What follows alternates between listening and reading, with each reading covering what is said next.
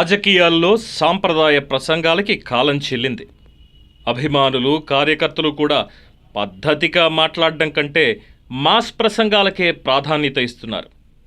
మాటలతో తన్నాలి, గుద్దాలి, చంపాలి. ఇప్పుడిదే రాజకీయాల్లో ట్రెండ్. అందుకే ఢిల్లీ నుంచి గల్లీ వరకు మాటల యుద్ధాలు చరిత్రలో ఎన్నడూ లేని విధంగా జరుగుతున్నాయి.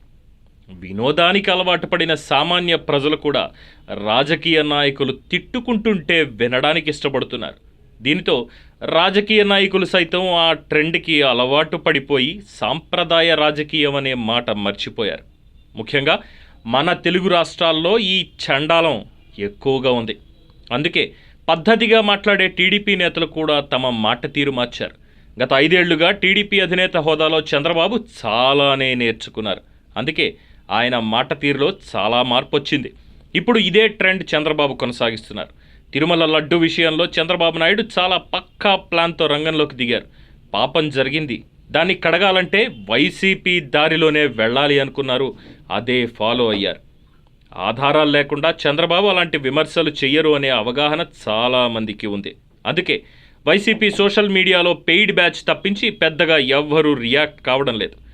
వైసీపీలో వైఎస్ జగన్మోహన్ రెడ్డి, వైవి సుబ్బారెడ్డి, భూమన కరుణాకర్ రెడ్డి, పొన్నవోలు సుధాకర్ రెడ్డి ఇలా రెడ్డి గారులే విమర్శలకి దిగారు. వాళ్ళకి కౌంటర్ ఇవ్వాలంటే ఉప ముఖ్యమంత్రి పవన్ కళ్యాణ్ కరెక్ట్ అని భావించారు. చంద్రబాబు సహా ఇతర కీలక నేతలు ఎవ్వరూ ఈ వ్యవహారంలో మాట్లాడకుండా జనాల్లోకి వెళ్లే విధంగా మాట్లాడే పవన్ కళ్యాణ్ భుజాలపై ఈ వ్యవహారం ఉంచారు. రాజకీయ నాయకుల నుంచి సినిమా వాళ్ల వరకు పవన్ కళ్యాణ్ కౌంటర్లు ఇస్తున్నారు. టీడీపీ వాళ్ళు మాట్లాడితే పవన్ ఫ్యాన్స్, జనసేన కార్యకర్తలు వైరల్ చేయరు. పవన్ మాట్లాడితే టీడీపీ వాళ్ళు కూడా వైరల్ చేసేస్తారు. అనుకున్నారో ఏమో కానీ పవన్తోనే ఎక్కువగా మాట్లాడిస్తున్నారు. చంద్రబాబు బ్యాక్గ్రౌండ్ వర్క్కి దిగారు. సైలెంట్గా డీజీపీతో భేటీ అయ్యి సిట్పై ఒక నిర్ణయానికి వచ్చి ఏర్పాటు చేశారు. ఇక పవన్ కళ్యాణ్ వైసీపీకి గ్యాప్ ఇవ్వకుండా కొట్టడం మొదలుపెట్టారు. ఈ ప్లాన్ పక్కాగా వర్కౌట్ అయింది అనే చెప్పాలి. ముందు జగన్ మాట్లాడారు, తర్వాత సైలెంట్ అయ్యారు. తర్వాత సుబ్బారెడ్డి మాట్లాడారు. విజిలెన్స్ విచారణ దెబ్బకు సైలెంట్ అయ్యారు. హైకోర్టులో విచారణ వద్దని పిటిషన్ దాఖలు చేశారు. సోమవారం తిరుమలలో భూమన కరుణాకర్ రెడ్డి, పొన్నవోలు సుధాకర్ రెడ్డి హడావిడి చేశారు. మంగళవారం వారి జాడే లేదు. ఇక పవన్ ప్రసంగంతో సినిమా వాళ్ళు కూడా సైలెంట్ అవుతున్నారనే చెప్పాలి. వైసీపీ విషయంలో ఎంత సేఫ్ గేమ్ ఆడాలని చూసినా ఆడలేకపోతోంది. గతంలో చంద్రబాబు ఏదైనా నిర్ణయం తీసుకుంటే దాన్ని ప్రజల్లోకి తీసుకువెళ్లడానికి టీడీపీ సోషల్ మీడియా కృషి ఎక్కువగా ఉండేది.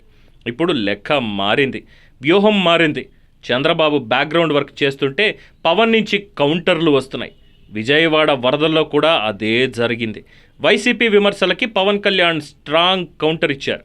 ఇప్పుడు లడ్డూ వ్యవహారంలో కూడా పవన్ చేస్తున్నదే మీడియాలో హైలైట్ అవుతోంది. మరి వీటిపై వైసీపీ భవిష్యత్తు రాజకీయం ఎలా ఉంటుందో చూడాలి.